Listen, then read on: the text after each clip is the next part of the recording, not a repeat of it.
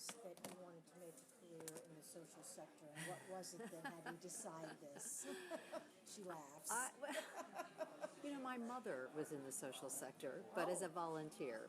Oh, okay. And so I always thought, well, that's what it was. It was just for volunteering and not for really being or doing. Got it. And but I look back now and think, well, she was on to something, and probably instilled something in me that made me think there's a value to finding purpose and service in whatever one does. So I actually think I looked for those qualities in all three sectors in which I've worked. So I served in government, I worked in the private sector, and for me it was always about those two qualities. So inevitably at one point it did occur to me that I would make it into the independent sector or the nonprofit sector. But I actually am happy I've worked in all three sectors, because I think it gives you that broader perspective of what's similar, what's different, how the language is different, and where the three are actually coming together in some very interesting ways, because they're all part of a problem-solving set, right? Yes. But they just bring different things to it, sometimes different speeds. So I think where I made the biggest leap, though, was when I was at AOL Time Warner, and our mission was at that point to create a medium that was as ubiquitous as the telephone or the television, but actually more valuable. And I led the foundation there. I began thinking, there's a lot going on in this sector in general. Right. And the corporate piece is a useful one, but it's not the whole picture. So when I left AOL Time Warner, it just seemed like it would be the next sector to join, actually, would be the nonprofit sector. And how did you come to run the foundation there? Total fluke. So as I was leaving AOL Time Warner, I ran into an old friend and colleague, Senator Tim Wirth, who was running the UN Foundation for Ted Turner. And he had just lost his COO. She went to the UN to work. And said, why don't you come here? And I thought, holy moly, I don't know anything about the UN other than having served in Model UN in high school. Whoa.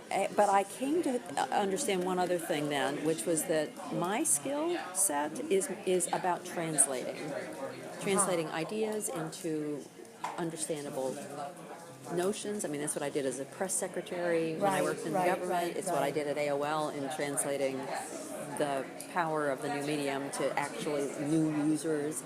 And that actually what the UN Foundation didn't need was a smarty pants foreign policy expert, which I'm not, but someone who could help make the case and translate what the UN does for the world to Americans and help the UN understand the context in which it's operating in this country and hopefully others.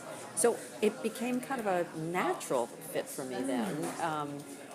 And then I began to really look at, well, since we are in this nonprofit sector, how do we become a best-in-class leader in the sector also. So that's when I started getting involved with independent sector and other institutional opportunities, but also always just thinking about what should we model. So when I became CEO, that was one of my goals that I had worked out with our board, that I would continue to try to be a leader in the sector, not just a great leader of the foundation itself. So it's worked out amazingly. I've been there 13 years. I've loved it. I've grown. I've learned. And the sector itself has changed so dramatically during this period. Where it's certainly being in a foundation always sounded boring to me. Like sitting around thinking about grant applications. It's so much more activist today. The way all of us work. It's much more about operational than just funding channels. So we actually think about our work in sort of 5 areas: convening, collaborating, championing, There are 5 C's. I should be able to roll them off the top of my head. But that you have to bring all of those kinds of Yes. assets to a problem today. You can't just grant money. So I think everybody has Right. kind of come this full circle, and we're just part of that. Yep, yep. Interesting, interesting. Could you tell me about a time when you were most proud to be part of the sector? Well, I'm hoping this is going to be one of them, because I think the sector needs to respond to Yes. to what we learned in the election, not necessarily the election results, but what we learned in the election about people who feel left behind. Yes. And certainly that's consistent with what the UN and the member states decided last year when they set the Sustainable Development Goals, a fundamental tenet of which is battling inequity and leaving no one behind, and doing it universally. So whether you're in Benin or the U.S., there are children going to bed hungry at night, women victims of sexual violence, Yes. and a hollowing out of our economic structures. So I'm excited that this is going to be a time when the sector can really step up and become even more in touch with those issues and connect it to the global movement that is out there, because we've always had this kind of tension between some parts of the sector do global, some parts of the sector do domestic, Yep. and there's sort of no distinction in my mind at this point, because we're a part of that global picture in this country, and we have problems that are different, but no bigger or littler than problems in lots of other countries around the world. So, I think this is going to be one of those proud moments. Or I hope it is. I'd say the other one is how the sector, I think, has embraced over the past 10 years genuinely the issue of global poverty. I mean, it really has stepped up, and partly it's the creation of big new institutions like the Gates Foundation that put a spotlight on what could be done, not just what needed to be done, but what could be done. Yes. What real solutions looked like and what real outcomes could be. And so there's been a shift in moving from that charity to actually moving to a different view of sort of taking people from poverty to prosperity. So I think that shift from charity being the leftover funds to being a really aggressive part of how the world is changing, to me, has been the most exciting thing about the sector in the last 10 years. And so this is sort of an aside, but I just have to ask, what is your view? I hear a lot now about these organizations that are giving monies directly to people in developing countries, as opposed to creating, organizations to help them do whatever. I'm just curious what you think about that. I think it's really intriguing. One of the lessons for me is how we all set up too many intermediaries, and there's an implied somebody else knows better in that. And in fact, what we've learned is that people at the bottom of the economic pyramid are and have to be the most creative at making the most out of whatever they have access to, and we should trust them more. So I'm quite interested in seeing. This is so new. We don't have total evidence and results, but I think it's a really healthy trend. Can't be the only thing, but it's certainly there's a place for it. Yeah. I've just been me too. Because I spent some time working at the Hunger Project, so I actually have had a little bit of experience in that area. So my next questions are sort of two sides of the same coin, if you will. And the first is, what was the worst thing that ever happened to you? What did you learn from it?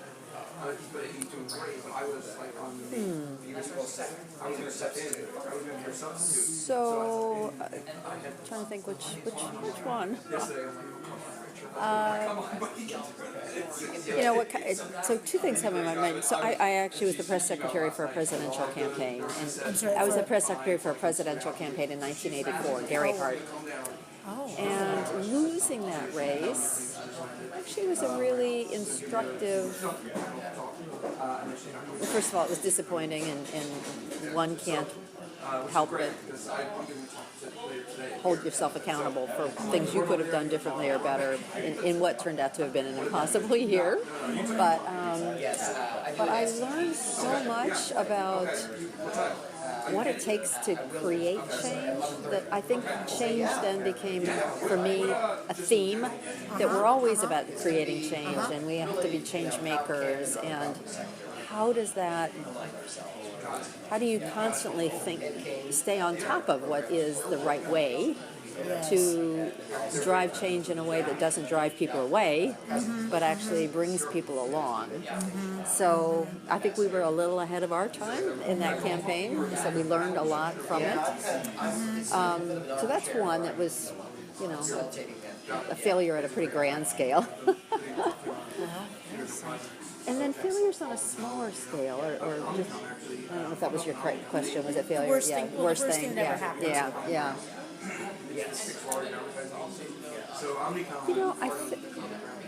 It's funny, because happen to is the funny word there for me. Like, are you someone who takes responsibility for everything? Oh dear. Not one of those. Just caught me out on that one. No. I empathize because I'm sort of the same way. Yeah. What is that? It goes in a lot of directions. So I guess the other area where at the current foundation works, so over the past 13 years,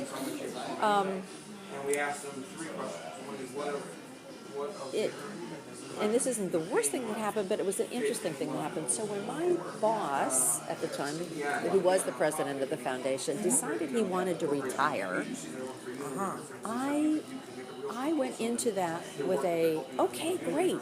How are we going to find your replacement, who's probably going to be another male senator with a title?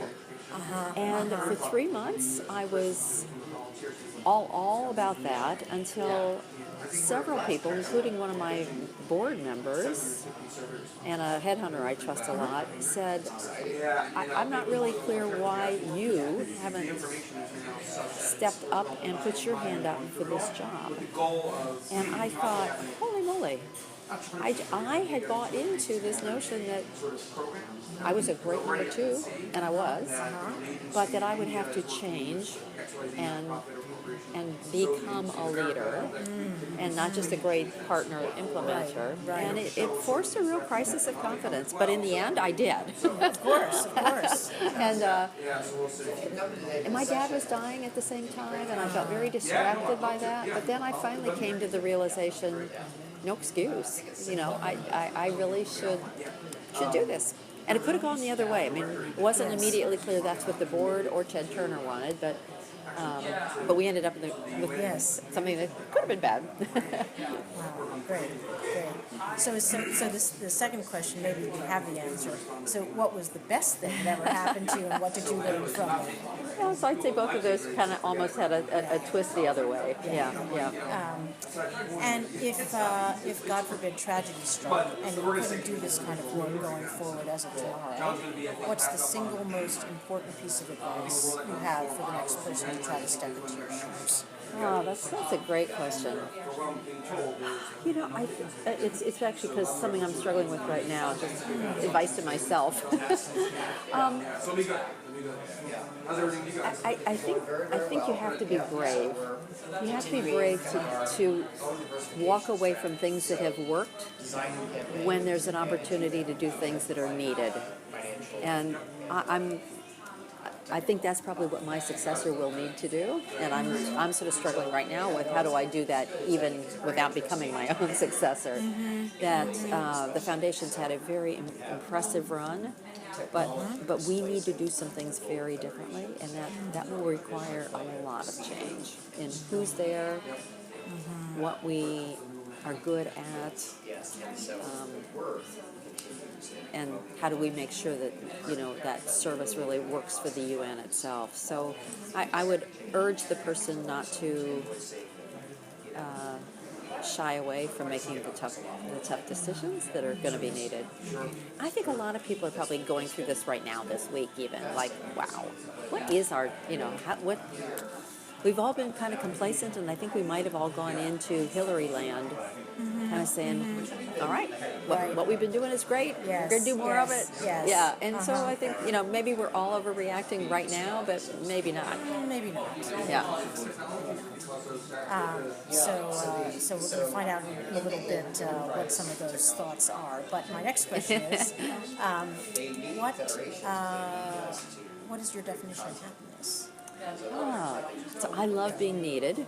So I'm happy when I'm needed. I'm happy when I observe greatness around me. So I love working with people who are doing exciting things, and I feel like I've helped make that happen. Mm-hmm.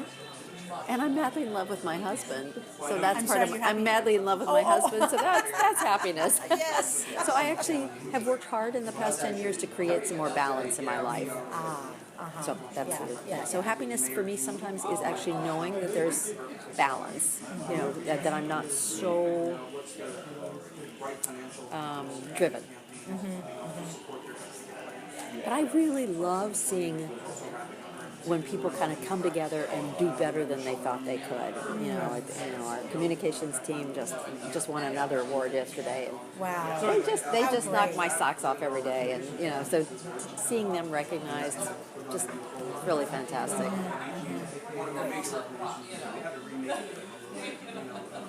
And what is the most important thing you tell young people who are thinking about making careers in the sector? Most important thing is to tell them they should not necessarily start in this sector, but they should get into the sector sooner or later. Back to my earlier point, I really believe that having the opportunity to work across sectors makes you better at any one of them, and particularly this one. Second, that having a passion for doing the right thing is inadequate. It's got to be a passion for doing the right thing that has an outcome.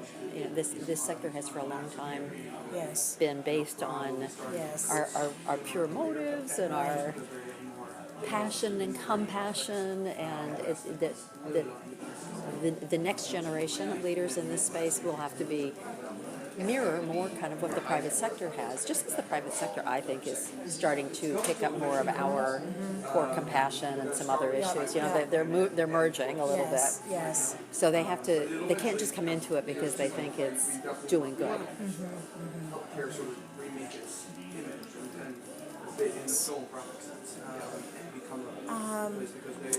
And so staying with the future, what new opportunities do you see for the foundation in the next 5 years?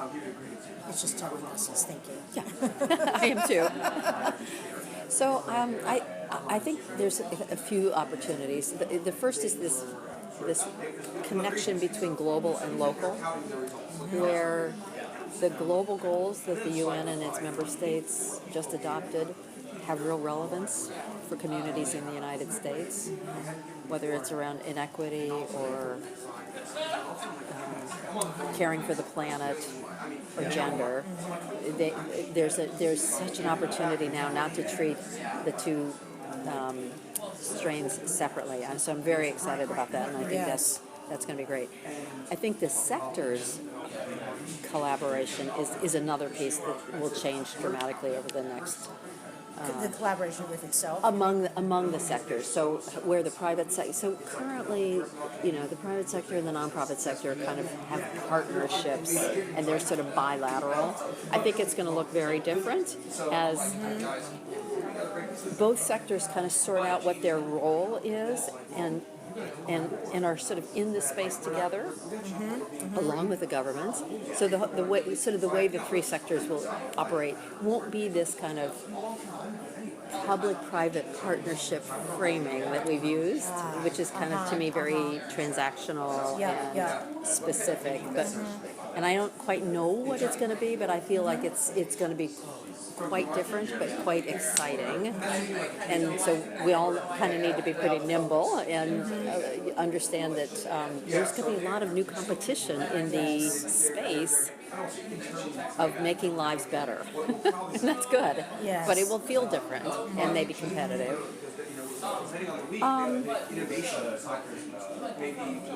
And then I guess, because this is the largest wealth transfer in history, I mean, I think we're just going to see so much new creative juice coming into the sector that will be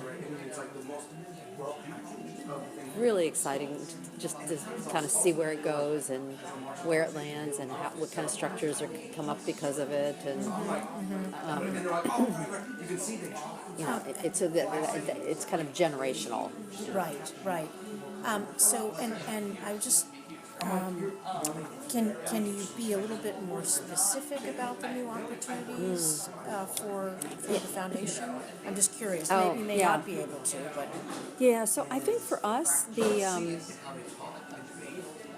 because our role is this, we're the bridge between the UN and the U.S., and we're a bridge between the UN and, to some degree, other parts of our sector and the private sector. I think the opportunity for us is to be much more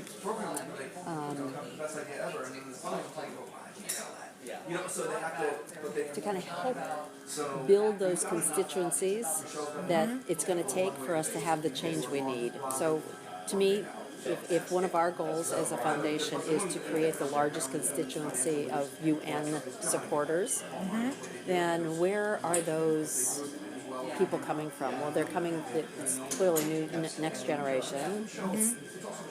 It's coming from the private sector, and it's largely coming from the nonprofit sector that hasn't really been in our space before.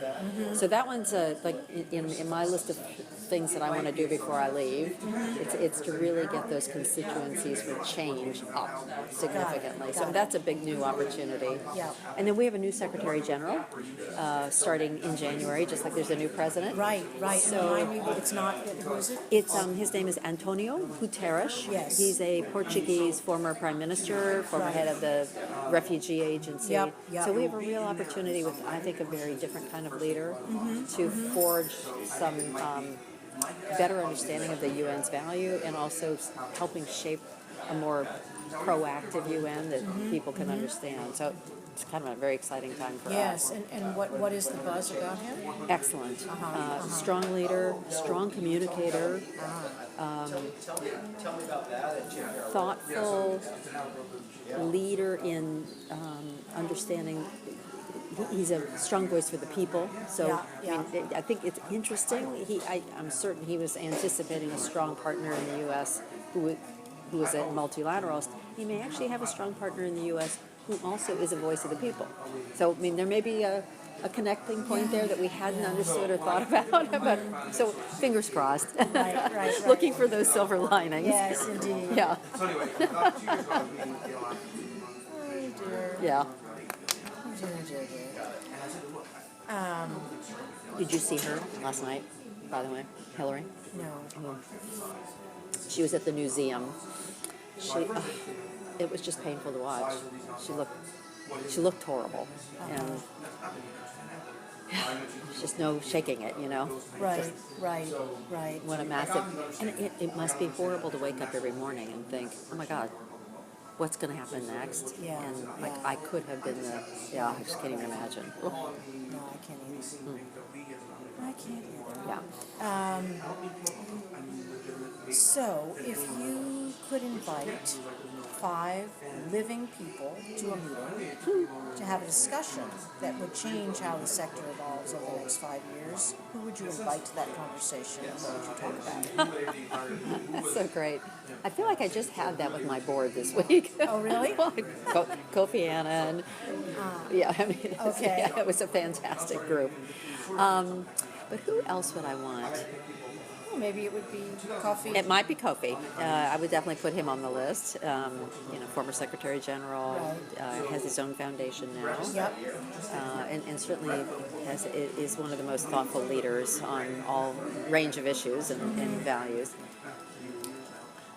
I don't know who the person is, but I would want a young person, somebody under 25, to be in the room and to be at the table. And there's so many choices there. I'm not sure I know which one I would pick, but I know that would have to be the case. Yeah. I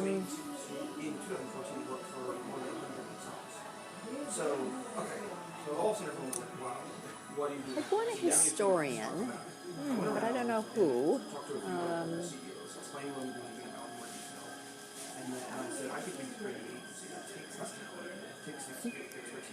Gosh, that's a really good question. And in a way that I'm not sure exists, but we can run from branding, communication, art, function, to response, to grocery, to digital, to advocacy. And not that there was anything I might want, the older days now, if I needed help. thinking about who in this sector I really, really listen to and admire. I have to say, I just spent time this morning with Henry Timms. Do you know Henry? Henry Timms from the 92nd Street Y. He's writing a new book on new power. Always has a fresh outlook. Always challenging himself to think differently. I'd want him or someone like him to come to be part of that. Wish John Gardner was still alive. John, I'm just sort of channeling the John Gardner. I think, who is the equivalent of that today? Yeah, boy. Who has that clear-eyed view? That's what I choose. Just one more, or not. Or not. Let me think further on that one. Yeah. So how? Let's see. Are we going to consider you a foundation or a nonprofit? You're really a nonprofit. We're more of a nonprofit. Yeah. Foundation is a kind of a misnomer for us. Right. If there were one thing you could say to your colleagues who are leading grant-making institutions, what would it be? Invest in capacity. It's not all that original, but I feel pretty strongly about it, and I think it's still a battle we're fighting to identify the organizations that can make a difference and invest in them, as opposed to the earmarking, the projectizing, Right. Just so critical, so critical. And I'm just curious, what percentage, do you get much foundation funding? We do. It's our second biggest category. Governments are our biggest. And the biggest among our foundation support is from the Gates Foundation, which is both exemplary and sometimes challenging, as I know they wouldn't be surprised to hear me say. No, because they require so much of you. They do, which I think is a good thing. I mean, I want to be required a lot of, as a true partner. Yes. I think sometimes grant makers are more transactional than as opposed to thought co-creators, and so we strive very hard to be in our own grant making, but also when we are a grantee, we strive to be more of a thought partner than a vendor. But sometimes that's your work, and sometimes that's an important aspect of what you have to do.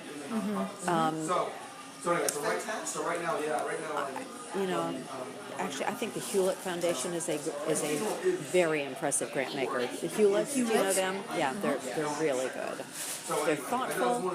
They have a vision of what they're trying to get done, and they find partners who they think can get there. But they are very non-micromanaging of the idea, because they assume you know if they've chosen you. If they've chosen you, yeah. But they're there kind of along with you for a lot of the ride, which is also really important. Got it. So just one or two more. I'll just see this. I'm sorry. I'm just going to check this real quick. Sure. Text. It's happened. I have a son who's got some issues today. Oh dear. Okay. But that's not it. It's great. Okay. What was the most surprising thing to you about when you came into the social sector? What was the most surprising thing, a difference or a change? Interestingly, I assumed it was a easier job. I find people in this sector work so incredibly hard, not necessarily harder than any other sector, because I think, frankly, what's happened is that all sectors, I mean, our lives have changed so much in the pace, the 24/7, but I somehow thought it was because there's no financial bottom line in the way that there is in a company like at AOL. We were watching the stock price every day. Right. In government, there's a different set of pressures. I felt that there are fewer external pressures. There's a lot more internal pressures to do better, to do more, and to take on more. So that actually just surprised me. Yeah. Got it. And is there anything else that you would, I mean, I have lots of other questions that I could ask, but I want to be respectful of your time. Is there anything else that you want to tell me that you think the world should know about the sector, or about... Well, I think the sector, it's a twist. So I think on the one hand, the sector operates as if it's lights under a barrel.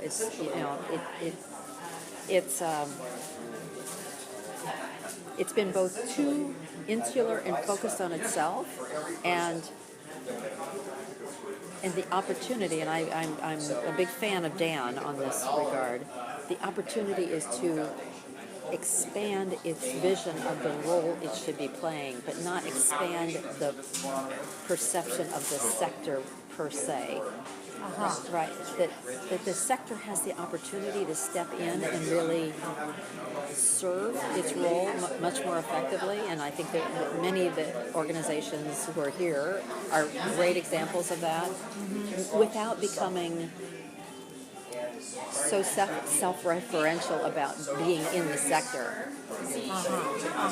And I think the opportunity for us I don't think most Americans totally realize how big the sector is, first of all, the expanse of its, the number of people who work in the sector, the number of lives that are touched by the sector, and then kind of the opportunities for the sector to be even more of a policy voice as a result of all that, I think are just things that need to be dealt with over the next X years. And so I think the opportunity for IS in particular right now with a new leader and to some degree a new set of challenges is actually kind of great.